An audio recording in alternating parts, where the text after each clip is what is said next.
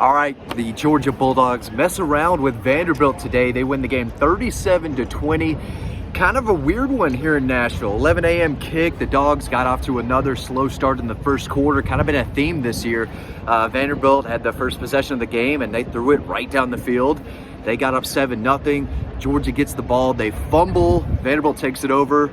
And looks like they could go up 14-0, 10-0. They missed the field goal. Georgia goes on to settle in. They score the next 27 points, but Vanderbilt really fought back. They scored a touchdown early in the fourth quarter, just staying alive.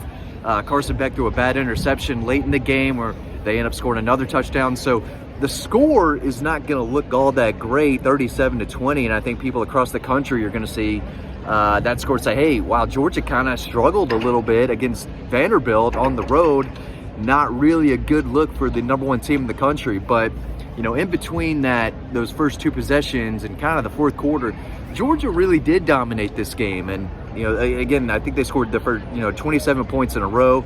Carson Beck had a nice game. He had a bad interception towards the end, but he was far from perfect. He missed a wide open Marcus Rosemy-Jack Saint early in the game that was going to, be a touchdown. They still scored a touchdown on that drive. Missed Arian Smith down the field. I think he should have caught that ball. I don't know what's going on with Arian Smith right now, but he doesn't look like that true weapon, that speedster that I thought would turn into a very dependable option down the field in his fourth season. It's just not there. So, there's still a lot that you can take from this game as far as this team has to get better. They did not look like the number one team in the country today. They want to win another national championship. They have to play better. Now, part of me is thinking, okay, the game's over, you win, you go back to Athens. Do you throw this game away, or can you legitimately look at this game and find some serious flaws? The slow starts to the game have been a theme all year, and that showed up today. The inability to hit deep passes down the field for whatever reason, whether Carson Beck is off or the receiver didn't run the right route, or if they dropped the ball, that trend has continued. It seems like this team, when they get up and the game's over, right? The game was over early in the game. Vanderbilt fought back and made this game closer than it really should have been. This should have been a blowout, but it seems like this team in particular can kind of start exhaling a little bit and take their foot off the gas and go into cruise control for the rest of the game. And Vanderbilt wasn't having that. They played hard until the very end, and this is a two-possession game in the fourth quarter. I mean, this is a lot closer than it should have been.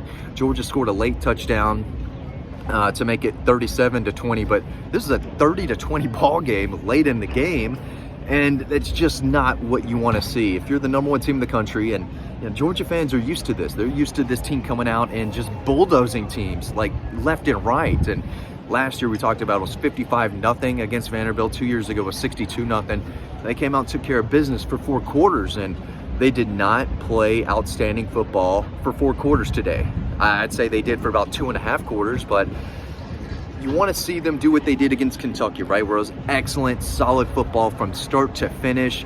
What I wanted to see from this team is to do that on the road against a Vanderbilt team that you're going to win. Everyone knew they were going to win this game, but you want to see them come out and continue to dominate offensively, defensively, special teams for 4 quarters, and they did not do that today. They've got to clean up some stuff in pass protection. Pass protection. Carson Beck got hit a couple times. The sack fumble early in the game, and he was under some pressure. But defensively, it felt like they were giving up some yards through the air, but then you look at the stats, and they just threw for like 201 yards.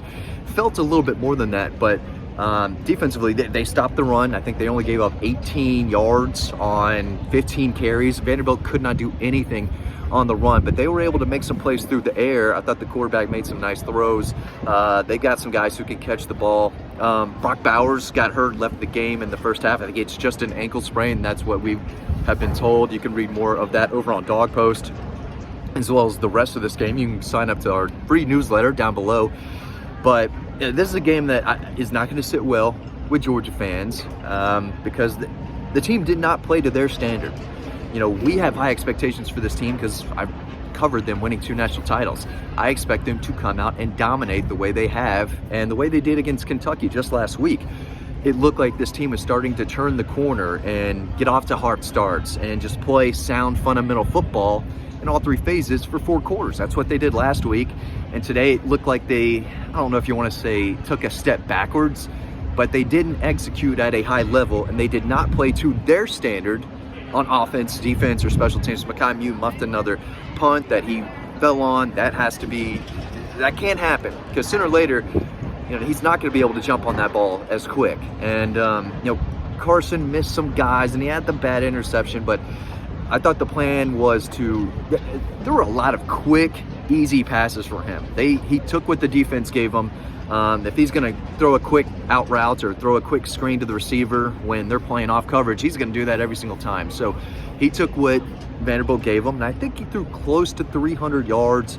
He had a touchdown to Dom Lovett right before the half. And I will say this, if there's one positive takeaway from this game, it's the way Georgia ended the first half.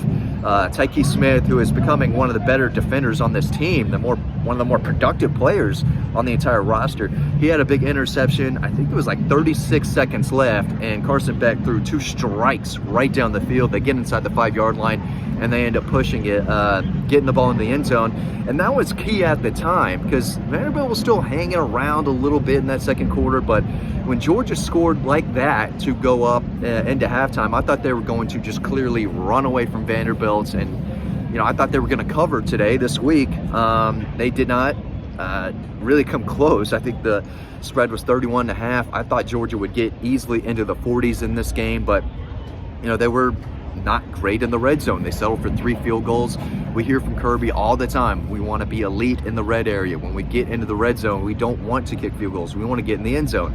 Today they settled for field goals. I think they hit 3 of them. That's not championship caliber football, and they know that, and we all know that as well. You're not going to win national titles kicking field goals, but maybe when you have to go to Nashville, 11 a.m. kick, maybe in the coach's mind, it's play as well as we can, but let's just get the comfortable win and get home. So I don't know how much you can take from this game, but there are still some flaws that we saw, and it's the same flaws that we've seen in previous games with the slow starts, and they got to hit some deep balls and make things easier for everyone. Dejan Edwards ran wild. I think he had over 140 yards. He ran really, really well. Kendall Milton, I thought, was very good, but I think he got a little dinged up. Again, he didn't play in the second half, but I thought he was running really hard and had some really nice runs in that first half. But they leaned on Dejan Edwards a lot. Even Cash Jones had a nice run at the very end of the game. So they ran the football effectively, and for the most part, they threw it effectively. They made the easy throws, and Carson was very good and has been very good all year with the short to intermediate throws. He's just not connecting with his guys downfield, and I don't know if that's just the chemistry's off, or sometimes he's a little off. Sometimes, again, like I said earlier, sometimes it's the receiver, but they've got to figure that out. They cannot be like that for so much longer. Hi. Yeah, wrap it up. You're like the last one in here. Sorry, just trying to get a little work done. We're moving. I'm going to wrap this up really quick. Number 1, Georgia beats Vanderbilt 37-20. They got to get this place cleaned up, so I'm going to stop this. Thanks for watching this video. Sign up to the link down below for that free newsletter. Read everything you need over on Dog Post. Thanks for watching. I'll see you over on the website.